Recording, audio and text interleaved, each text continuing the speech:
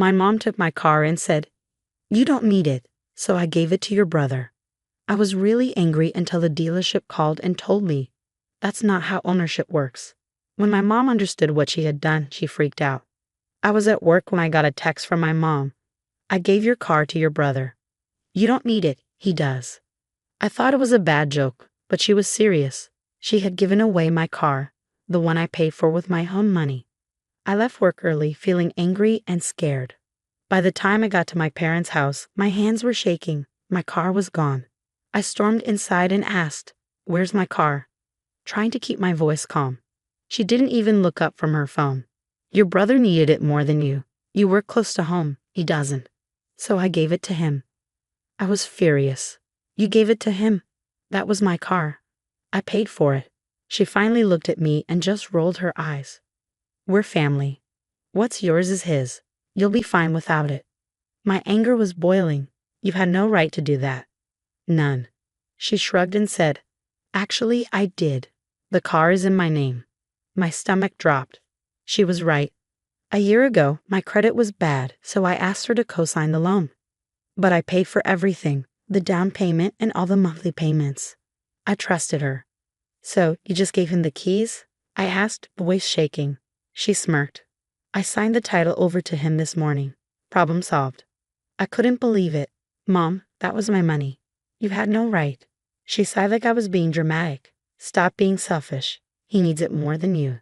"It's done." Then my phone rang. It was the dealership. The guy said, "Hey, I got a request to transfer your car's title, but something's off. The car isn't paid off yet, right?" I froze. "Yeah, there's still a balance on the loan." "Exactly. The contract says the car can't be transferred until it's paid in full. So whoever signed the title over had no legal right to do that." For the first time that day, I smiled. "Oh, that's good to know." He chuckled. "And since you're the one making the payments, you actually have the legal right to the car. I can flag the transfer as fraudulent if you want." "Yes, do that," I said, my hands shaking from excitement. "Consider it done," he replied. I walked back into the house, my heart still racing. "We have a problem." I told my mom. She sighed loudly. "What now?" "The dealership called. You can't transfer the title. The car's not paid off, and I'm the one making the payments. The transfer isn't valid." For the first time, she looked worried. "But I signed the papers this morning. It's done." "No, it's not," I said firmly. "The dealership flagged it as fraudulent. Unless you plan to pay off the rest of the loan, the car is still legally mine." Her face twisted with frustration. "But that means—" I cut her off. "It means my brother is driving a car he has no right to, and I could report it stolen if I wanted to." Her eyes widened. "You wouldn't." I stared her down. "Try me." She went from shocked to furious. "How could you do this to your own family? Your brother needs that car. You're being selfish." I laughed because it was so ridiculous. "Selfish? You stole from me. You didn't even ask. You just decided my car wasn't mine anymore." "He needed it more," she yelled, standing up. "Then he can buy his own car." I snapped. My mom was about to argue with me when my dad walked in. He usually stayed out of things unless they affected him, but this time he looked angry. "What's going on?" he asked. Before I could explain, my mom jumped in.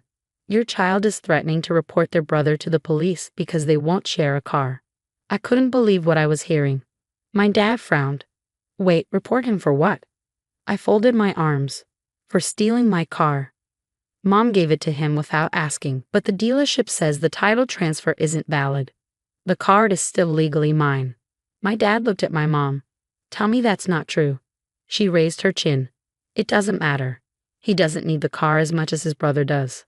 My dad rubbed his forehead like he was getting a headache. "Do you even hear yourself? That's not how this works." My mom crossed her arms and huffed. "He's being dramatic." That's when I knew she wasn't going to back down. I pulled out my phone. "What are you doing?" she snapped. I ignored her, scrolled to my brother's number, and called him.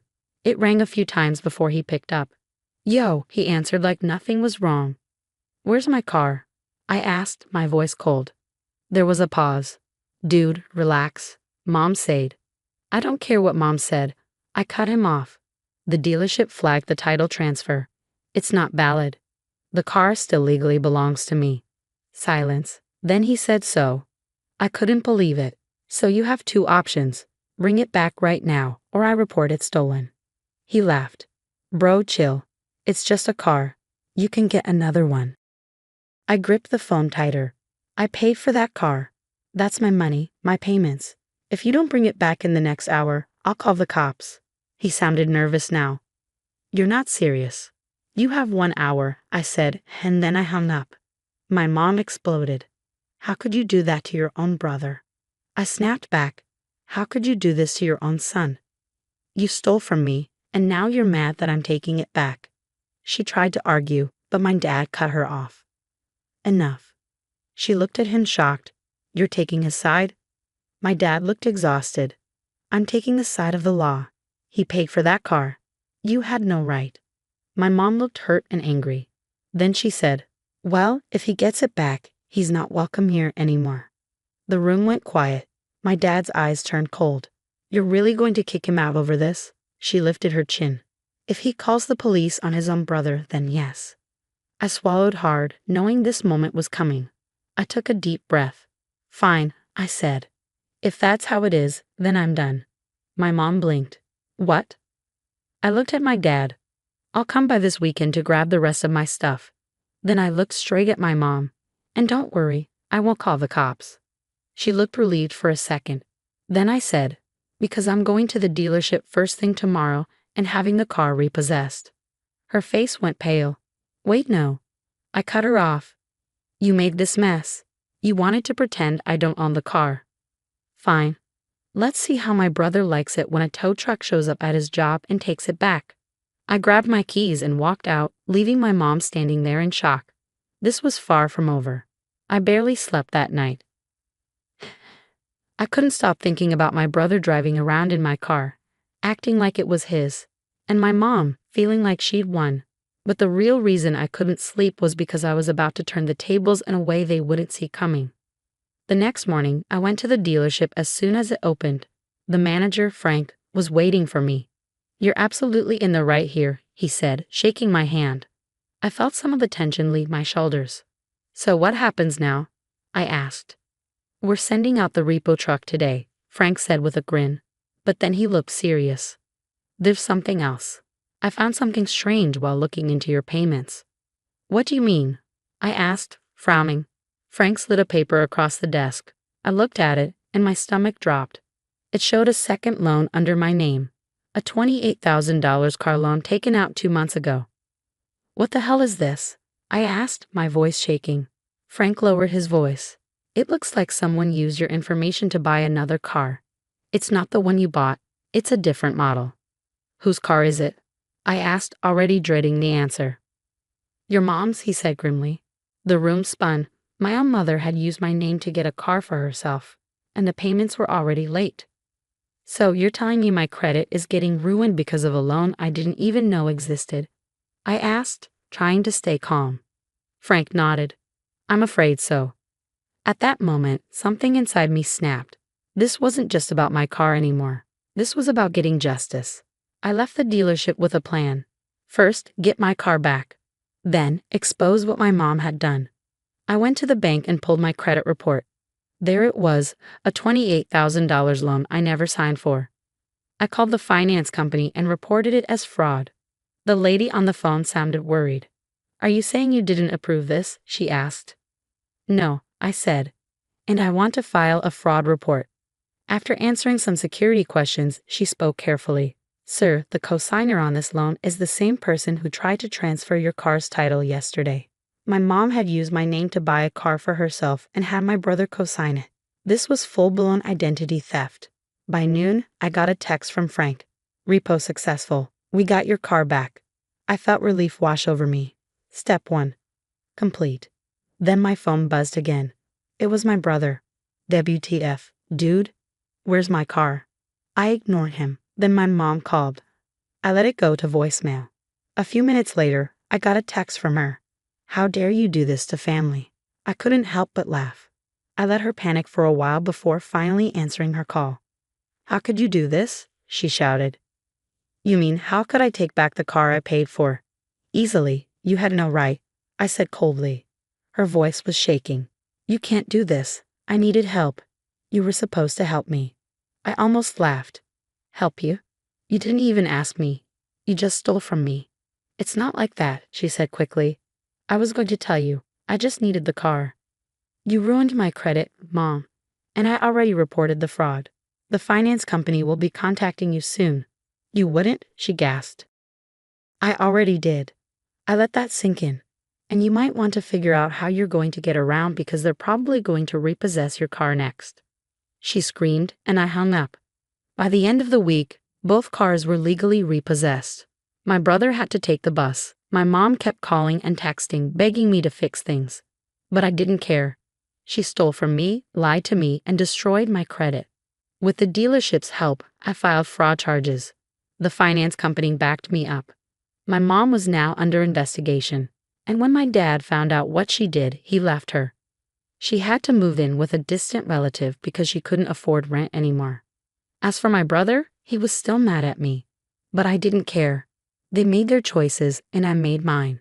Final lesson: don't steal from someone who knows how to fight back.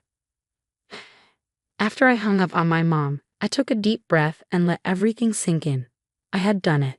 I got my car back. The dealership reported her fraud, and soon her car, the one she used my name to get, was about to be taken away. But I wasn't done. I knew my mom would do anything to get out of the mess she made, and I wasn't going to let that happen. The next day, I met with a lawyer. He was a serious guy who seemed to enjoy taking down scammers.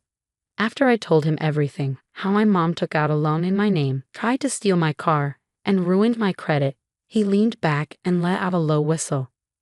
Your mom's in deep trouble, he said. This is identity theft, fraud, and technically grand theft auto. So what can we do? I asked. He grinned. Oh, we can do a lot. Within 2 days, he filed official fraud claims with the finance company, the credit bureau, and the police. By the end of the week, my mom got served with legal papers. And the best part? Her car got towed right in front of her. I didn't see it myself, but my dad, who was completely done with her at this point, sent me a text. Repo guy just took the car. She's screaming like a maniac. I couldn't help but laugh. Then came the real meltdown. My mom started calling me over and over, leaving voicemails that went from begging to angry to desperate. First message: sweetheart, please, I made a mistake, but we're family. Let's fix this together. Second message: you selfish little brat. After everything I've done for you, this is how you repay me. Third message: if you don't drop this, you'll never see a dime of my money when I die. That one made me laugh. She was broke now. By the fifth voicemail, she was crying. This is going to ruin my life. Please just talk to me. I didn't answer. She stole from me, lied to me, and destroyed my credit. I was done with her. The aftermath. Once the fraud claim went through, the finance company erased the fake loan from my credit, and my score bounced back quickly. But my mom, she was screwed. Because the car was under my name, the finance company made her pay the full amount. And when she couldn't, they took legal action. Last I heard, she had to declare bankruptcy. As for my brother, he tried to guilt me one last time. Mom's really struggling because of what you did, he texted. I replied, she did it to herself. Then I blocked him. The end.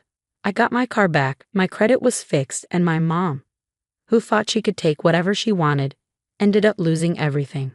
She tried to destroy my life, but instead she destroyed her own, and I didn't feel bad at all. Lesson learned: if you mess with me, be ready to face the consequences.